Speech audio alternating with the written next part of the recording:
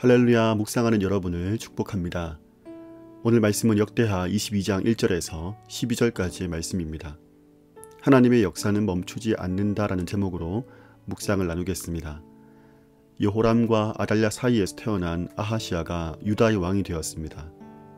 아하시야가 왕이 된 것은 전적으로 하나님의 은혜였습니다.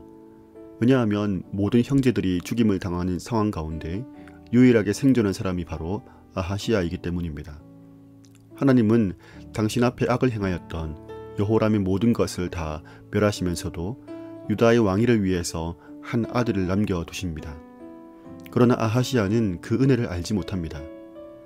은혜를 알지 못했기 때문에 어머니를 따라서 하나님 보시기에 악했던 아합의 길로 행했던 것입니다. 하나님은 이런 아하시야를 1년 만에 예후를 통하여서 폐위시킵니다. 다윗의 혈통으로부터 시작된 유다 왕조가 불과 몇 대를 지나지 못해서 아합 왕조의 영향을 받는 것을 보게 됩니다. 아달랴는 자신의 아들 아하시야가 죽은 것에 분노하여서 유다의 왕조의 씨를 다 전멸시킵니다. 아달랴의 광기가 극에 달한 것입니다. 하나님의 백성이 세상의 위협과 유혹 가운데 철저하게 유린당하고 수치를 당하고 있습니다. 세상이 온통 악에 점령당한 것 같습니다. 그러나 하나님의 역사는 멈추지 않습니다. 절망의 그림자로 가득한 세상 가운데서도 하나님은 당신의 일을 꾸준히 이루어 가십니다. 아하시야의 아들들 중에 한 사람을 숙청의 피바람 속에서 구원하십니다.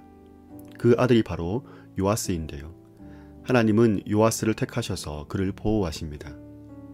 하나님은 하나님의 말씀을 떠나서 방자히 행함으로 하나님 앞에 진노를 입었던 여호람과 아하시야의 길에서 요아스를 구별하여 여호와의 전에서 6년 동안 당신 곁에 두십니다. 요아스는 그 시간 동안에 성전에 있으면서 제사장으로부터 하나님의 말씀을 듣고 배웠을 것입니다. 어쩌면 요아스에게는 그곳이 하나님의 음성을 듣는 광야였을지도 모릅니다. 하나님은 하나님의 사람을 물밑에서 광야에서 준비시키시고 때가 되었을 때 세상을 변화시키는 한 사람으로 사용하시는 분입니다. 출애굽 시대의 모세도 예수님의 길을 예비하였던 세례 요한도 그러하였습니다. 세상이 온통 악함으로 물들어가는 것 같습니다. 간통법도, 동성애도, 차별금지법도, 비혼 출산까지 기준이 없이 다 무너지는 것 같습니다. 하룻밤 사이에 집값이 널뛰는 상황, 돈 앞에서 자신의 지난 삶이 무상하게 느껴지는 시기이기도 합니다. 때로는 나 홀로 세상에 덩그러니 남겨진 것이 아닌가라는 외로움과 고독을 느낄 때도 있습니다. 그러나 분명한 것은 우리가 주목해야 하는 것이 무너져가는 세상이 아니라 하나님이 찾으시고 준비시키시는 한 사람이라는 것입니다.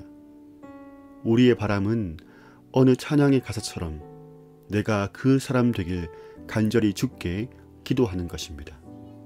내가 그 한 사람이 되고 또 다른 한 사람을 세우는 것이 나의 사명입니다.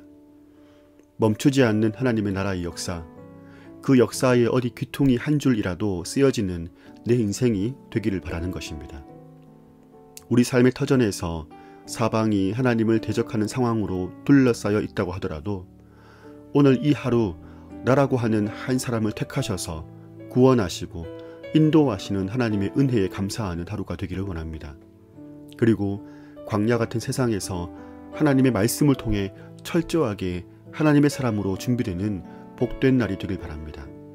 하나님께서 하나님의 한 사람을 통해서 하나님의 위대하심을 나타내 보이실 것입니다. 이 기대로 가득한 이 하루가 되기를 축복합니다.